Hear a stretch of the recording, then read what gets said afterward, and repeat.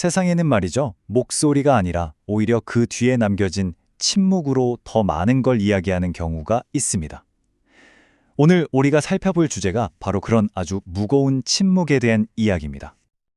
자, 이 숫자 2만 이게 대체 뭘 의미하는 걸까요? 바로 2024년 단 한 해 동안 일본에서 이른바 고독사로 세상을 떠난 것으로 추정되는 사람들의 수입니다. 이게 그냥 단순한 통계 숫자가 아니고요.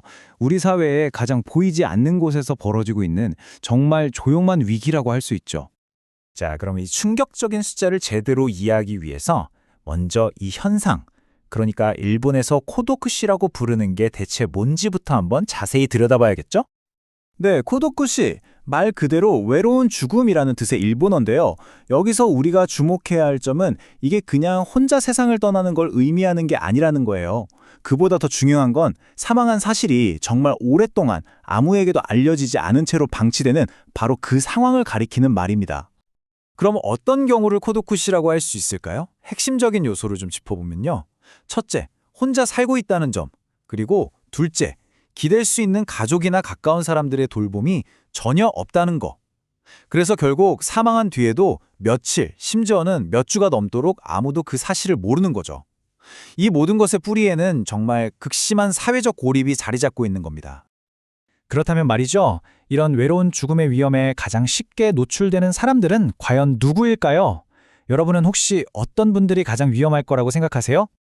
답은요, 정말 놀라울 정도로 명확합니다. 이 차트 한번 보세요. 고독사로 돌아가신 분들 10명 중 8명, 그러니까 무려 80%가 62세 이상의 어르신들이라는 겁니다. 이 숫자가 뭘 의미하겠어요? 바로 이 고독사라는 위기 앞에서 우리 사회의 어르신들이 얼마나 취약한 상태에 놓여 있는지를 너무나도 명확하게 보여주는 거죠. 대부분은 기댈 가족도 없고 사회적인 안전망의 보살핌도 받지 못하는 분들이라고 볼 수 있습니다. 그런데 정말 안타까운 건 이게 끝이 아니라는 겁니다. 이 문제는 앞으로 더 심각해질 가능성이 아주 높아요. 다가오는 거대한 인구 변화의 파도를 보면 어쩌면 지금 우리가 보는 이 상황은 시작에 불과할지도 모릅니다. 일본의 인구 구조가 지금 엄청난 변화를 겪고 있거든요. 보세요. 당장 2050년이 되면 전체 인구의 40% 이상이 65세 이상이 될 거라고 합니다. 이게 무슨 뜻이겠어요? 급격하게 늘어나는 노인 인구를 돌봐야 할 젊은 세대는 반대로 점점 더 줄어든다는 걸 의미하죠.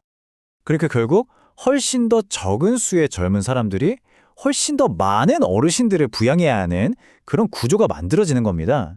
이건 개인의 사회적 고립을 더 깊게 만들고 결국엔 사망한 뒤에도 발견되지 않을 위험을 직접적으로 높이는 아주 직접적인 원인이 될 수밖에 없는 거죠. 자, 이제 마지막으로 이 외로운 죽음들이 우리에게 남기는 그 여운에 대해서 한번 이야기해 볼까 합니다. 한 생명이 사라지면서 남기는 그 마지막 흔적에 대한 이야기죠. 40%. 이 숫자를 한번 보세요. 이게 뭐냐면 고독사 희생자 중에서 사망한 지 반주일, 그러니까 사나흘이 훌쩍 지나서야 발견되는 분들의 비율입니다. 한 사람이 세상을 떠났는데도 그렇게나 오랜 시간 동안 세상 아무도 그 사실을 몰랐다는 거죠. 이렇게 완전히 잊힌 채로 끝나는 삶은 과연 어떤 흔적을 남기는 걸까요? 관련 자료들을 보면 그들이 마지막까지 머물렀던 집에 남겨진 흔적에 대한 이야기가 나와요. 이 지문은 우리 모두에게 이런 극단적인 고립 속에서 생을 마감한다는 게 과연 어떤 의미인지 깊이 생각해보게 만드는 것 같습니다. 결국 한 사람의 삶이 정말이지 섬뜩할 정도의 깊은 침묵 속에서 그렇게 끝을 맺는 겁니다. 이건 그냥 일본만의 어떤 먼 나라의 이야기가 아닐지도 모릅니다. 우리 사회의 연결고리가 끊어졌을 때 과연 어떤 일이 벌어질 수 있는지를 보여주는 하나의 경고등 같은 거죠. 그 깊고 무거운 외로움에 대해서 이제는 우리 모두가 함께 고민해봐야 할 숙제가 아닐까 싶습니다.